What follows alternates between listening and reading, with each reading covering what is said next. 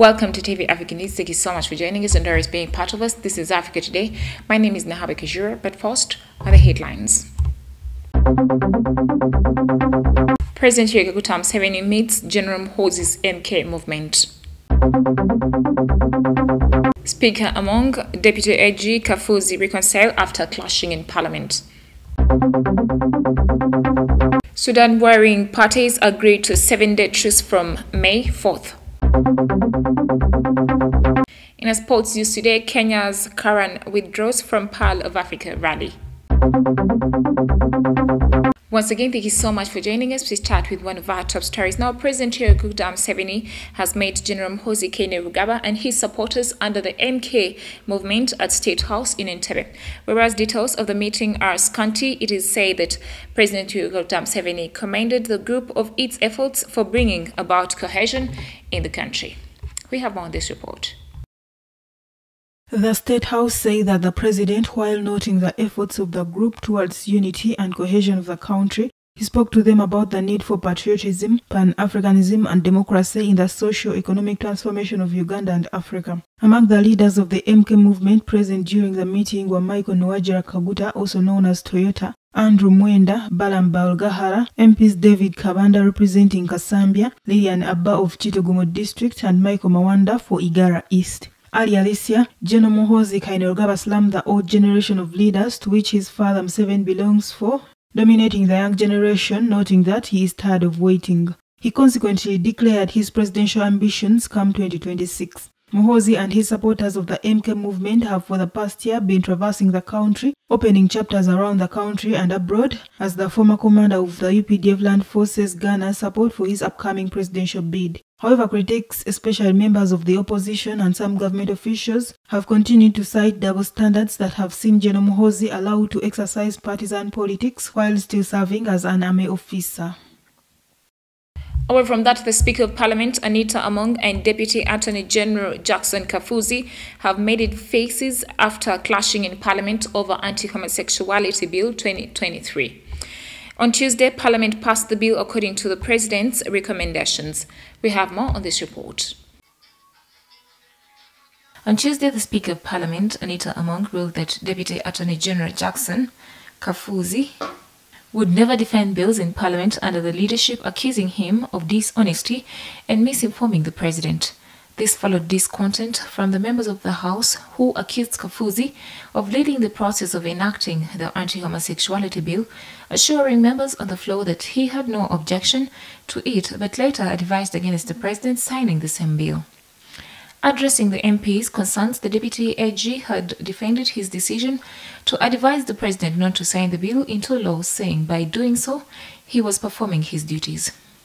However, the Speaker blasted Kafuzi for acting in a dishonesty manner when in his letter to the President stated that had made mistakes in passing the bill, yet he was involved in enacting the same bill. For that reason, Among had ruled that Kafuzi should not defend bills in Parliament again. However, the two later reconciled after Kafuzi apologized for misleading the Parliament on the bill. Consequently, Among rescinded her decision, barring the Deputy AG from defending bills in Parliament. Africa Today takes a quick break. Shall come back with the international news.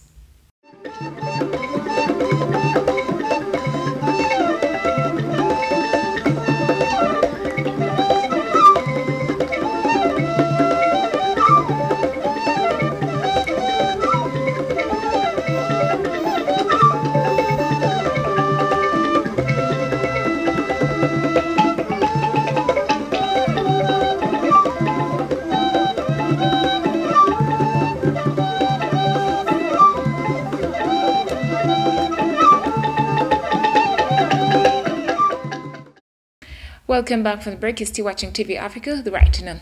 In our international news, the warring parties in Sudan have agreed to a 7-day truce starting May 4th in a phone conversation with South Sudanese President Salva Kiir, according to the foreign minister in Juba, raising hopes of an end to weeks of bloodshed. We have more on this report. Sudan's army chief Abdel Fattah al-Burhan and his deputy turned rival Mohammed Hamdan Daglo, who commands the paramilitary Rapid Support Forces, have agreed in principle for a 7-day truce from May 7th to 11th, the ministry said in a statement. Hundreds of people have been killed and thousands wounded in the fighting as airstrikes and artillery exchanges have pounded swathes of Greater Khartoum, sparking the exodus of thousands of Sudanese to neighboring countries. A statement from Juba said that the two sides have also agreed to name their representatives to peace talks to be held at any venue of their choice. Kiel was speaking to Burhan and Daglo as part of an initiative by the East African Regional Bloc Intergovernmental Authority on Development, which has been pushing for an end to the fighting, echoing calls by the African Union and the international community. Moving on, the head of the Arab League held talks on Tuesday with a representative of Sudanese military leader General Abdel Fattah Burhan at the organization's headquarters in Cairo. Speaking after the meeting, Dafa Allah al-Hajj Ali, special envoy of General Abdel Fattah Burhan, president of Sudan's Sovereignty Council, said that the crisis in his homeland was an internal matter and warned against any external interference.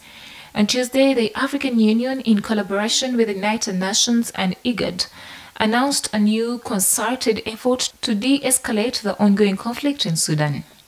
During the news briefing at the African Union headquarters in Addis Ababa, African Union Commission Chairperson's Chief of Staff and AU spokesperson for Sudan Peace Process Mohamed El Hassan Lebat announced that the Union had agreed to intensify towards a complete ceasefire in Sudan. Thousands of people had fled fierce fighting in central Khartoum for Sudan's borders. Some have been waiting for days in the open air to cross the Ashkit land crossing into Egypt. At least 447 civilians have been killed and more than 2,255 injured since the fighting began, according to figures released on Monday by the Doctors Syndicate, which tracks civilian casualties. On World Press Freedom Day, the journalist press group Reporters Without Borders said it was concerned the Sahel region is in danger of becoming Africa's biggest news blackout zone.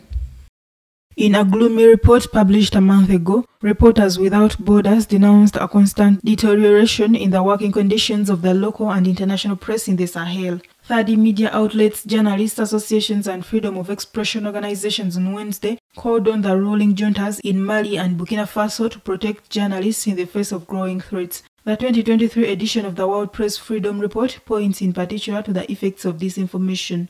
Christophe Deloya, the Secretary General of Reporters Without Borders, pointed to leaders of digital platforms such as Twitter's owner Elon Musk, who he said are not concerned whether the misinformation they distribute false or accurate. In 2/3 of the 180 countries evaluated, the specialists who contribute to the ranking report in the involvement of political actors in massive disinformation or propaganda campaigns, according to RSF. Another phenomenon is political propaganda, economic manipulation, and false content generated by artificial intelligence. Disinformation, in the broadest sense, is a major threat to press freedom worldwide, warns in its 21st annual ranking.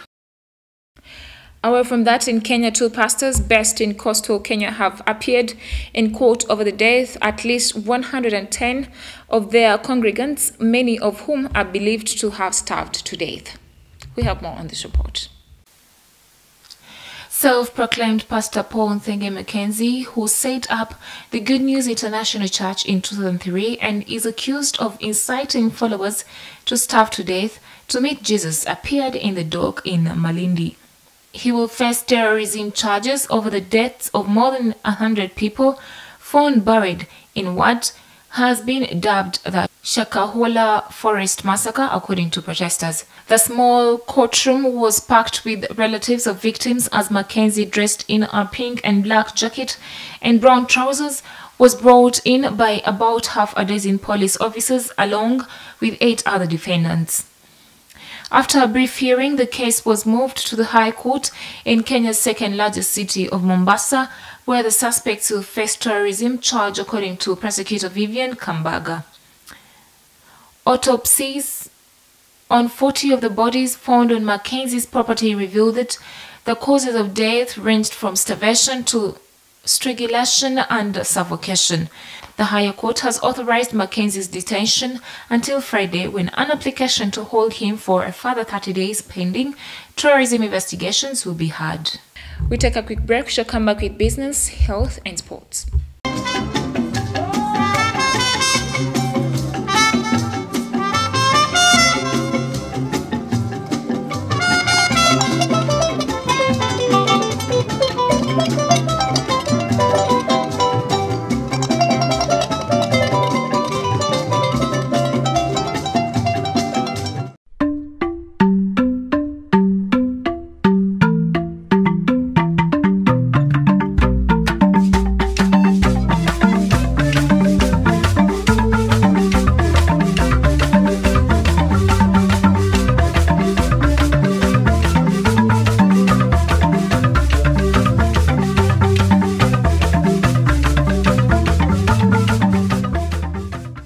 Welcome back for the break. You're still watching TV Africa, the right to know. In a business news today, Japanese Prime Minister Fumio Kishida on Wednesday met with his Kenyan counterpart William Ruto in Nairobi. Now, the leaders discussed the Russian invasion of Ukraine and the ongoing crisis in Sudan. Japanese Prime Minister Fumio Kishida reiterated his nation's desire to strengthen trade relations with Kenya in order to help contribute to the stability of the region. Fumio Kishida, the Japanese Prime Minister, said that they would like to strengthen coordination with Kenya, which is contributing to the stability of the region. Kishida added that as the country holding the G7 presidency, Japan would like to directly hear the voices of African countries and make sure that those voices are reflected in the discussion G7 Hiroshima summit this month. William Ruto, the president of Kenya, said that he looks forward to their discussions with Japanese Prime Minister and anticipate that they shall make considerable progress on a broad range of subjects that are of mutual interest between Japan and Kenya. Kishida said he was also keen to hear the voices of African countries in the discussions at the G7 Hiroshima summit later this month.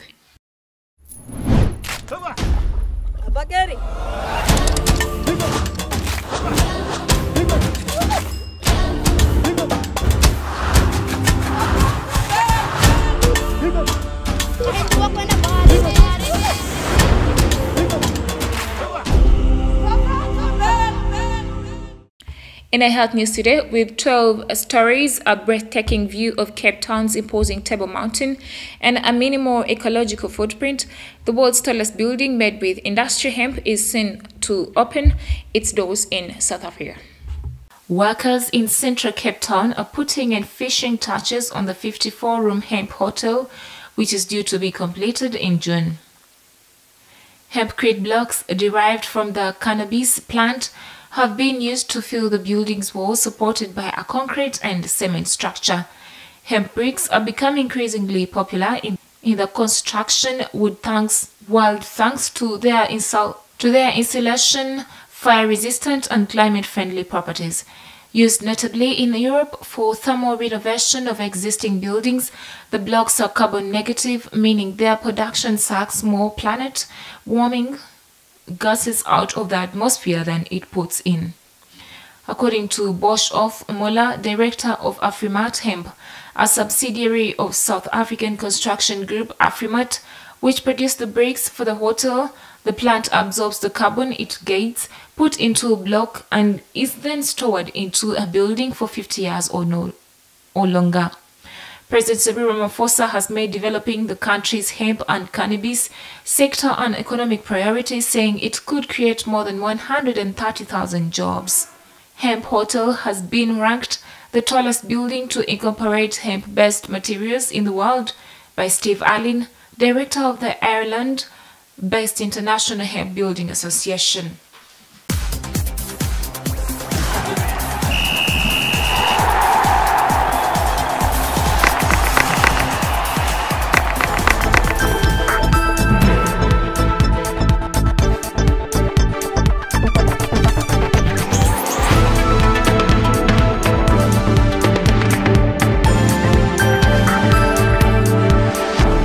In a sports news today, African Valley Championship contender Karan Patel has withdrawn from the weekend Pearl of Africa Rally. Now, the Pearl of Africa Rally is the third round of African Valley Championship.